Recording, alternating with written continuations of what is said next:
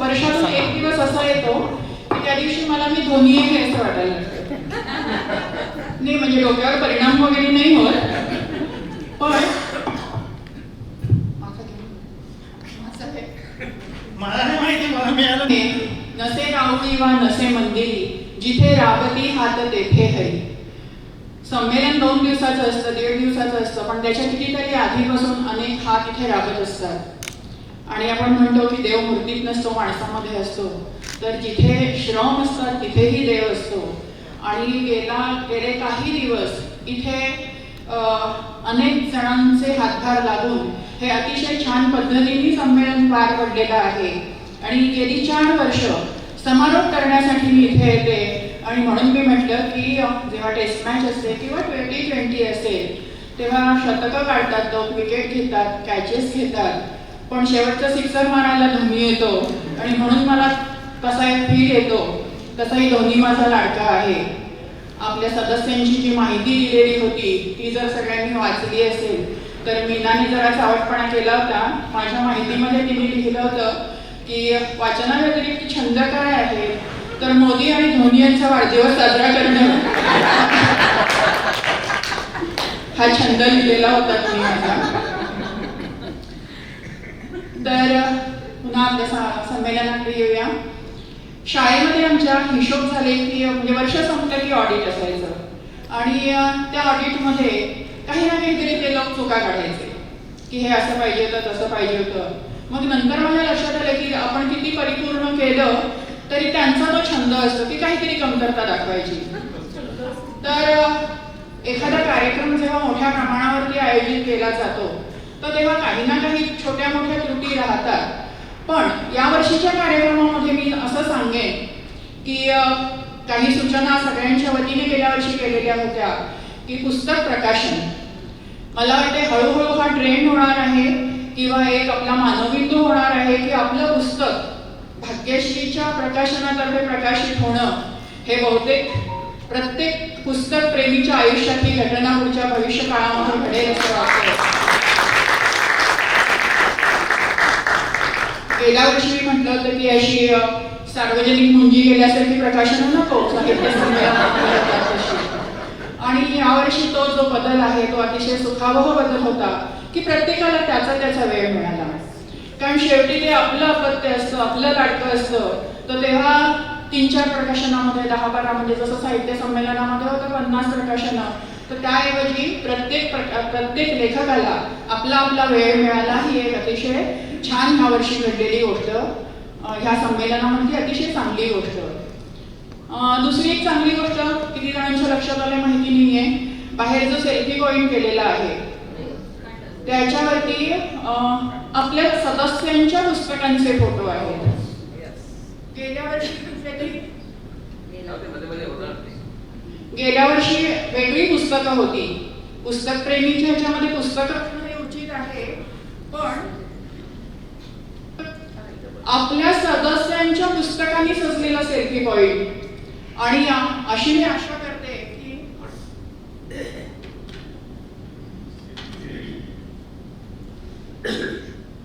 दरवेळी हा जो सेल्फी पॉइंट असेल तो वेगवेगळ्या लेखकांच्या म्हणजे दरवर्षी नवीन सदस्यांची पुस्तकं प्रकाशित होऊ दे आणि नव्या सदस्यांना त्या सेल्फी पॉइंट वरती झळकायची संधी मिळू दे. मला कालपासून बरेच जण म्हणत होते की दिसत नाहीस, कुठे दिसत नाहीस. म्हणजे आता मी जर सेल्फी पॉइंट बद्दल एक सांगतो की ताईने आता उल्लेख केला ना की बाहेरच्या सेल्फी पॉइंटवर आता इथं उपस्थित असलेल्या लेखकांची पुस्तकाची मुखपृष्ठ आहे. गेल्या वर्षी आपण केलेलं होतं त्यावेळेला संचितचा पहिला भाग जो होता त्यातली जी पुस्तकांची मुखपृष्ठ होती ती आपण त्याच्यामध्ये घेतलेली होती. यावर्षी तसंच बनवलेलं होतं. म्हणजे आयोजनाचा जो ग्रुप आहे त्या ग्रुपमधल्या सगळ्या लोकांना माहित आहे की या वर्षीच्या संचितमध्ये जी 57 पुस्तक परिचय आहेत तीच मुखपृष्ठ आपण या वर्षीच्या सेल्फी पॉइंटवर पण घेतली होती. एक दिवशी सकाळी पहाटे 5च्या दरम्यान नेहमीप्रमाणे जाग आली, व्हॉट्सअप उघडलं आणि त्याच्यामध्ये संध्याताईचा मेसेज होता. तर त्यांनी मला लिहिलेलं होतं की हे शक्य आहे का.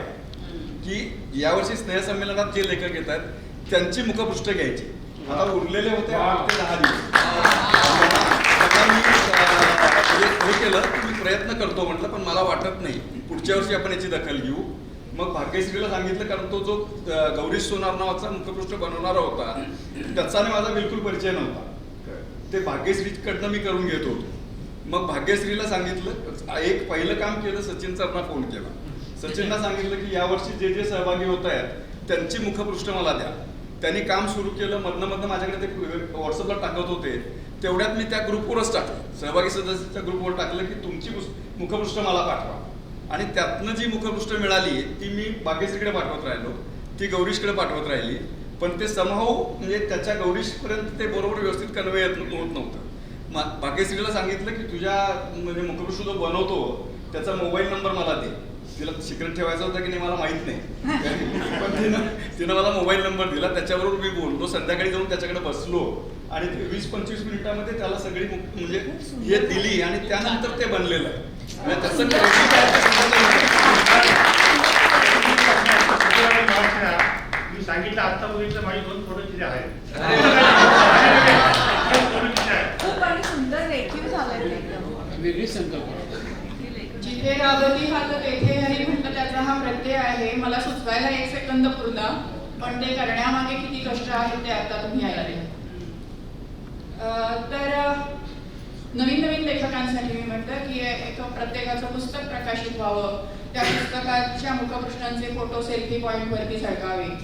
तर हा एक पुढच्या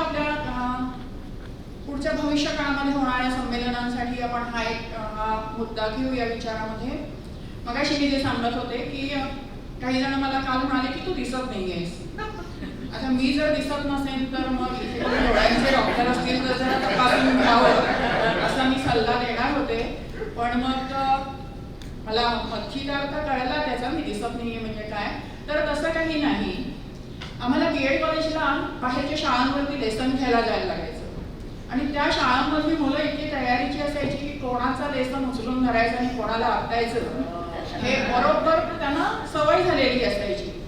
आणि माझा पहिलाच लेसन होता. मी थोडा काळ शिकवलेलं होतं आणि मला मुलांचीही मनोवृत्ती माहिती होती. तर त्यामुळे माझा लेसन आपटू नये ह्याकरता मी मुलांना बोलायचीच संधी दिली नाही. आणि मला तो रिमार्क मिळाला, कारण मला माहिती होतं मी जर थांबले तुम्हाला काय वाटतंय वगैरे विचारायला तर गदारोळ सुरू होईल. तर त्यामुळे एकमार्गी मी तो माझा लेसन घेतला. आणि तेव्हा आमचे जे मार्गदर्शक प्राध्यापक होते त्यांनी मला शेरा दिला होता की आपणच एकसारखं बोलू नये. तर त्यामुळे हे जेव्हा कार्यक्रम ठरतात, पहिली 2 वर्ष मी भाग घेतलेला होता आणि नंतर मग मी असं ठरवलेलं होतं की नवीन लोकांना संधी दिली पाहिजे, एकसारखं आपणच बोलू नये. आणि त्यामुळे काल कुठल्याही कार्यक्रमामध्ये एकदा श्रेयाच्या पुस्तकासाठी मी स्टेजवरती आले तर हा माझा त्याच्या मागचा उद्देश असतो. माझी आजी एक म्हण वापरायची, मागून पुढून बाप नवरा, मुलाची वेळ कधीच येत नाही. तर तसं होऊ नये, वेगवेगळ्या लोकांना संधी मिळावी हा त्याच्या मागचा उद्देश असतो. गेले 1.5 दिवस आपण इथे सगळेजण आलेले आहोत, आनंद घेतो आहोत. तर त्यापैकी काही मोजक्या व्यक्तींना मी इथे ह्या संमेलनाबद्दल त्यांचं मनोगत व्यक्त करण्यासाठी बोलावते. सर्वात पहिल्यांदा माधव टाटा.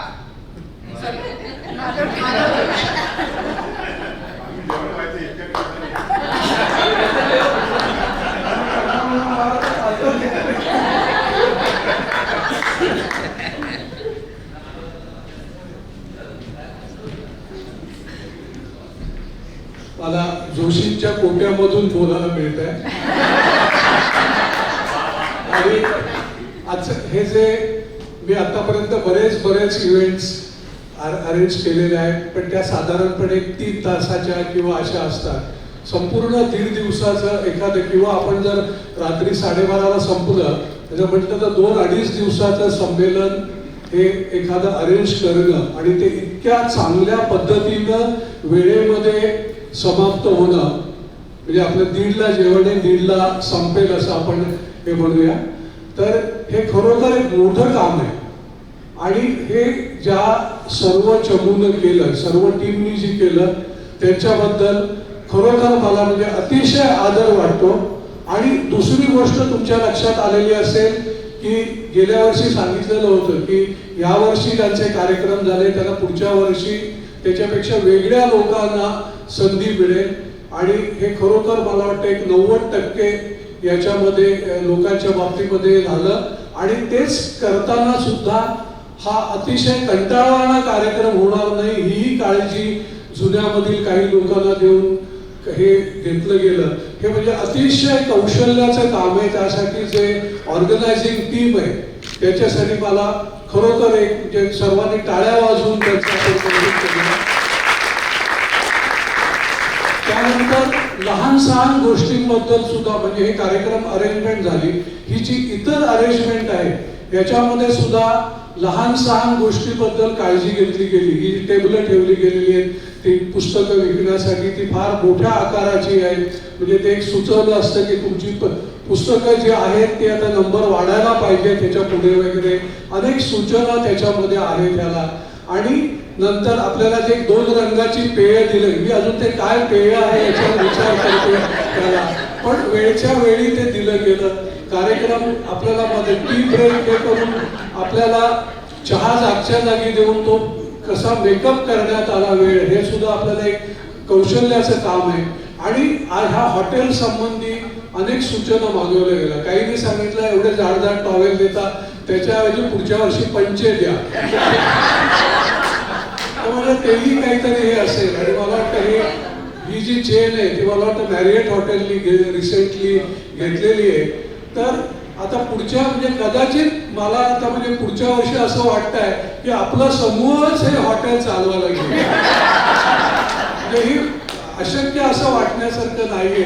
त्यांना सुनीलला कदाचित म्हणजे इंटरनल माहिती पण असू शकेल की पुढच्या वर्षी हे आपल्याच मॅनेजमेंट खालचं हे हॉटेल असू शकेल या ठिकाणी. फक्त हॉटेलला ज्या अनेक सूचना आल्या त्याच्यामधल्या ज्या सूचना आहेत तर त्याच्यापैकी एक सूचना म्हणजे जेवढे जर 2 माणसं एका रूममध्ये असतील तर 2 सावळ्या दिल्या जाव्यात. पण ते त्यांनी सांगितलं की आमच्याकडे ॲक्सेस कार्डच एवढी नाही आहे, म्हणजे ते आपण समजून घेत होतो. त्यामुळे मला शोधायला लागत होतं की सचिन कुठे आहे, सचिन काय करतोय. म्हणजे सचिनवर वॉच ठेवल्यासारखा होता. सचिन गाण्याच्या कार्यक्रमाच्या वेळेला गायब झाला होता. सौभाग्य होते सचिन इथे होत्या. आता मला प्रॉब्लेम पडला की सचिनला शोधायला जायचं कसं, ह्या ज्या काही सूचना आहेत. तर आणि हे सर्व काळजी जी आपली घेतली गेली ह्याच्याबद्दल मला खरोखर म्हणजे आदर वाटतो हे टीमचा. आणि हे जी 2 पुस्तकं आपण ह्याची परिचयांची केली याच्याबद्दलही खरोखर आहे आदर वाटण्यासारखं काम आहे. आणि एक मला म्हणजे कबुली द्यायची आहे की मी ही जी पुस्तकांचा जो परिचय येतो हा पुस्तकांचा परिचय माझ्याबरोबर एक टाइम्स ऑफ इंडियामधला एक माझा सहकारी होता. आणि त्यावेळेला अशोक जैन महाराष्ट्र टाइम्समध्ये चित्र पश्चिमाला यायचा, बुधवारी ते सदर यायचं. आणि आम्हाला नंतर आमची कॅडबरीमध्ये त्यावेळेला मी होतो आणि आमची शुक्रवार सुट्टी असायची. तर शनिवारी माझा एक कलिग जो पहिला टाइम्स ऑफ इंडियामध्ये होता तो बुधवारी जो परिचय आलेला असेल ज्या अशोकने जो दिलेला असेल तो सांगायचा मी काल तो जाऊन ते पिक्चर जाऊन पाहिलो. आणि त्याच्यातलं वर्णन करायचं ते अशोकने जे लिहिलेलं असेल तेच वर्णन आम्हाला ऐकायला मिळायचं.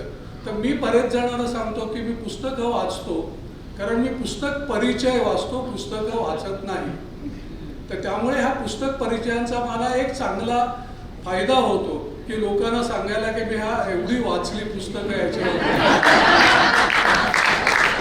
फार मोठं काम आहे कारण जेवढे परिचय आपण 2000 परिचय जे दिले हे 2000 पुस्तकं वाचणंही अशक्य प्रकार आहे याच्यावर. तर ह्याचं एक पण मात्र तुम्ही अप टू डेट राहता ह्याच्यावरती की साहित्य क्षेत्रामध्ये काय होतंय, नवीन काय होतंय किंवा नवीन ह्याच्या आधी जुनं काय झालेलं आहे. आणि शक्यतो आपण डुप्लिकेशन होऊन देत नाही परिचयांचं, त्यामुळे नवनवीन पुस्तकांची माहिती मिळत जाते. खरोखर गेल्या 2 वर्षामध्ये या समूहाचा फार मोठा फायदा झालेला आहे आणि त्यामुळे मी खरोखर ऋणी आहे. कृष्णा दिवटे यांच्याबद्दल तर सांगायचं प्रत्येकाने सांगितलंय. यावर्षी एक असा प्रसंग आला होता की काही मोठा वाद निर्माण झाला होता, पण तो सुद्धा त्या दिवशीच सॉर्ट आउट केला गेला.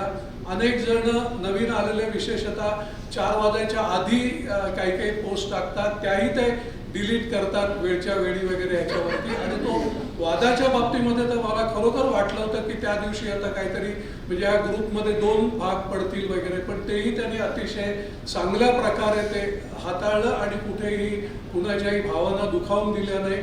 खरोखर त्यांचं कौतुक करावं किंवा त्यांच्याबद्दल आदर आणि सर्वांना परत एकदा धन्यवाद. मी एकदा शेखर सेनचा कार्यक्रम डोंबिवलीमध्ये केला होता. जुलैचा महिना होता. मोजून 26 जण आम्ही 1000 माणसांच्या सभागृहामध्ये किंवा ते थिएटरमध्ये हजर होतो. मला तोंड दाखवायला लाज वाटत होती की हा कार्यक्रम म्हणजे 26 माणसं कशी. पण शेखर सेनने सांगितलं की आज दुधावरची फक्त 6 आली. आपण 700 पैकी इथे जमलेले इथे 6 आहोत.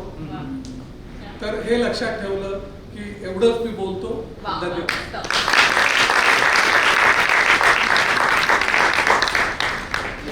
अर्ध मिनिट बोलू. नाही खरं संमेलनातली मला अजून एक जाणवलेली अशी गोष्ट म्हणजे आम्हाला सकाळी सामानावरून खाली यायला लागलं नाही हो. ही केवढी मोठी सोय आहे जी अदरवाईज अशक्य आहे, कारण चेकआउट चेक इनचे रूल्स असतात. तर आम्हाला आता म्हणजे सकाळी धावपळ करावी लागली नाही. ही एक अजून मोठी अचिव्हमेंट आहे.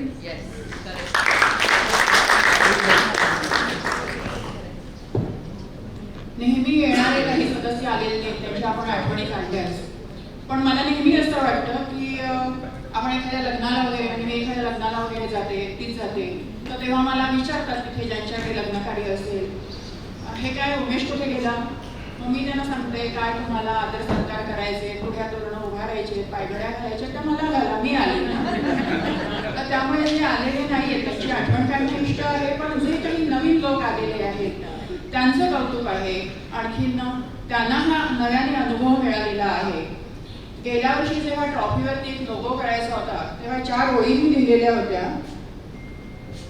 सगळं जग जेव्हा अंधकारात बुडालं होतं कोरोनाच्या काळात, अनंताचा प्रसाद घेऊन चालू लागले कोणी दिवट्यांच्या उजेडात. अनेक कंदील पणत्या वाटेत घेऊन मिळाले दिवट्यांच्या साथीला. मनाची अंधाराचा विनाश होऊन मार्ग उजळून गेला. कुठे जायचं आहे, किती चालायचं आहे काहीच माहीत नव्हतं. पावलामागून पाऊल टाकत राहायचं एवढंच ध्येय होतं. अज्ञात असलेल्या त्या ठिकाणाला मिळालं एक नाव, आपला पुस्तकप्रेमी समूह, एक आनंदाचं गाव. यावर्षी ते नव्याने सामील झालेले आहेत, त्यांचे या आनंदाच्या गावामध्ये स्वागत आहे.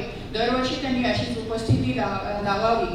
पुढचं मनोगत व्यक्त करण्यासाठी मी बोलावते हेमंत खेर. साधारणपणे 1.5 दिवसाचा गणपती जातो आणि सकाळची पूजा होते, त्याच्यानंतर गणपतीला सहस्रावचन वगैरे होतं आणि मग शेवटी भटजीला जे काही करत असतो त्याची अडचणच होते.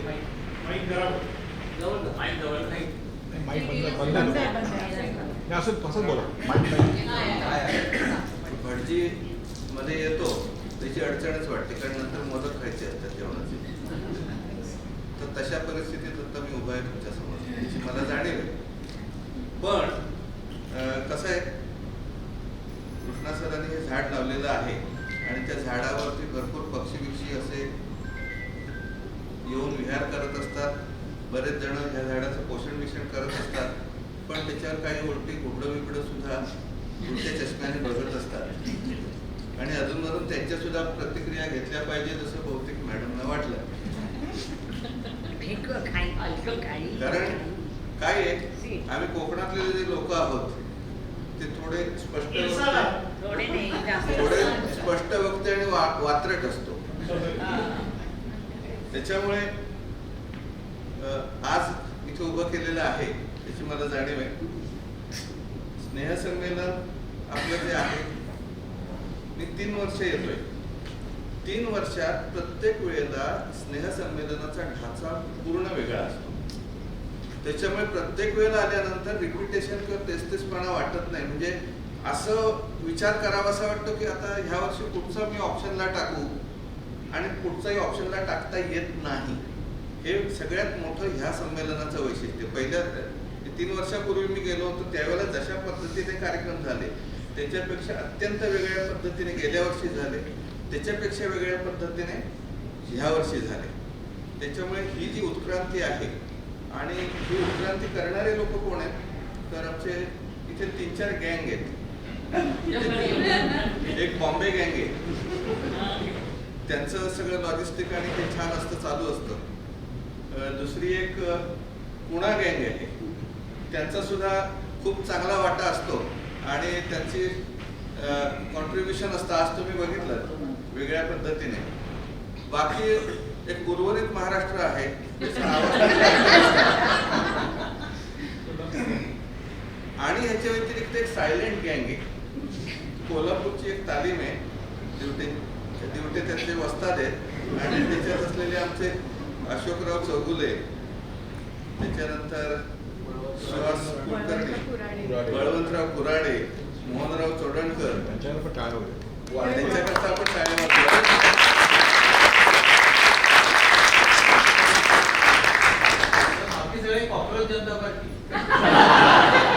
नाही, ज्यांना कॉक्रोच व्हायचं नाहीये ना ते पुस्तक प्रेमी समूहात येतात आणि क्रिएटिव्ह होतात.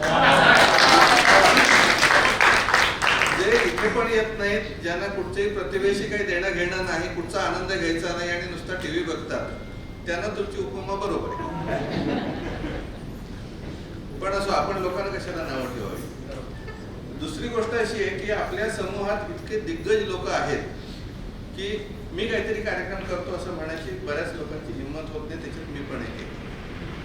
कारण इथे आल्यानंतर म्हणजे मला असं वाटतं की काही लोक येणार नाहीत असं निश्चित झाल्यानंतर त्यांच्या जागी ज्या लोकांचे कार्यक्रम ठेवले ते कार्यक्रम सुद्धा ऐन वेळेला झाले असं वाटलं नाही. म्हणजे 1 दिवस 2 दिवस आधीची सूचना देऊन सुद्धा अतिशय प्रोफेशनल परफॉर्मन्स ह्या लोकांनी दिला. त्या लोकांकरता एकदा टाळ्या झाल्या.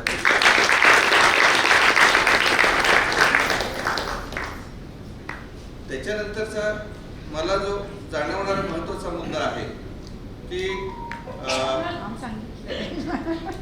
मी बघितलंय पण सगळे विद्यार्थी ऐकत नाहीत तुमचे. शेवटचा मुद्दा असा आहे की जेवणाची सोय गेल्या वर्षी जी होती किंवा जेवण टिकून होती त्याच्यापेक्षा ह्या वेळेला एकूण क्वालिटी आणि एकूण तिथला जो सगळा हा आहे त्याची सुद्धा अतिशय चांगल्या रीतीने अपग्रेडेशन झालेलं आहे असं मी म्हणेन. ह्या वेळेला जरा काळजी होती गेल्या वर्षी काही गोष्टी झाल्यामुळे पुन्हा फॉर्मला यायचं म्हटल्यावर, पण तीही काळजी घेतली गेली. तर ह्या संमेलनातला एक सामान्य सदस्य म्हणून मी सगळ्यांना धन्यवाद देतो आयोजकांना. तुम्ही आमची मनं तृप्त केलीत, आमचे कान तृप्त केलेत, डोळे तृप्त केलेत आणि तृप्त झाले. तर याबद्दल धन्यवाद. आणि यावरून पुढच्या संमेलनाला याची इच्छा होतेच आहे सगळ्यांना. थँक्यू. पुन्हा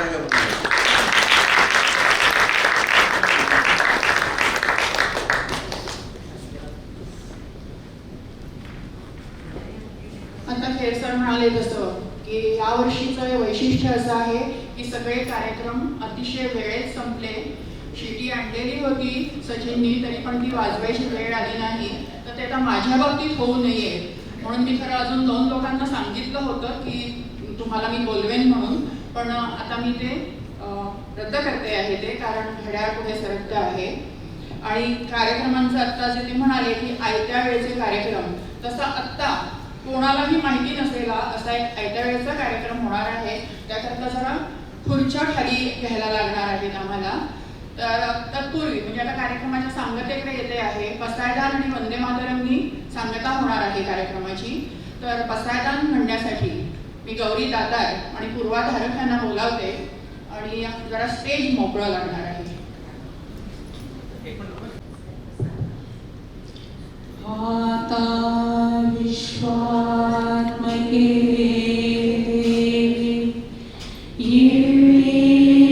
वाक्यज्ञे तोषावे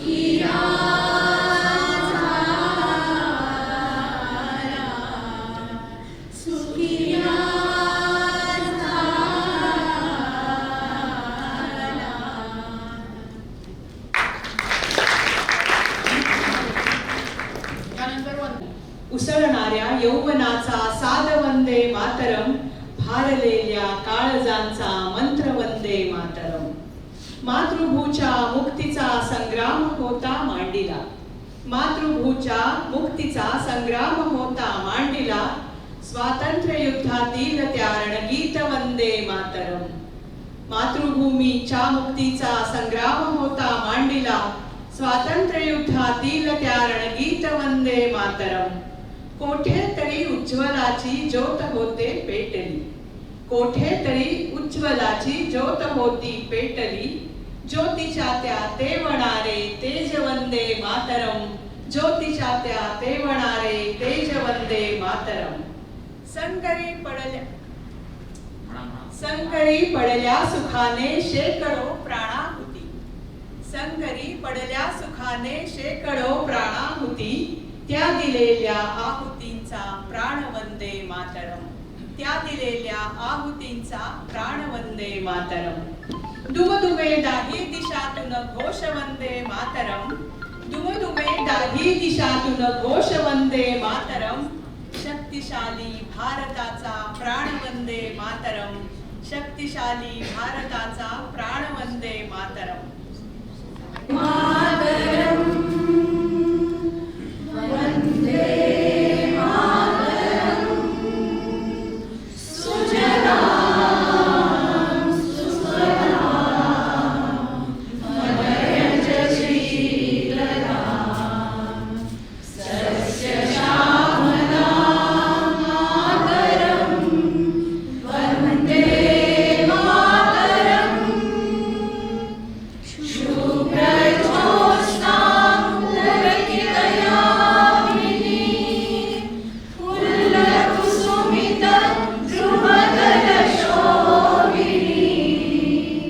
सुहासिनी सुमधुरभाषिणी. सुखदां वरदां मातरम्. वन्दे मातरम्. कोटि कोटि कंठ कल कल निनाद कराए. कोटि कोटि मुझे कृत कर करवाए. अपना तेरो माए तो बोले रे. बहुबल धारिणी नमामि तारिणी. त्रिभुतल वारिणी मातरम. वंदे मातरम. तुम्ही विद्या तुम्ही धर्म तुम्ही निधी तुम्ही मर्म.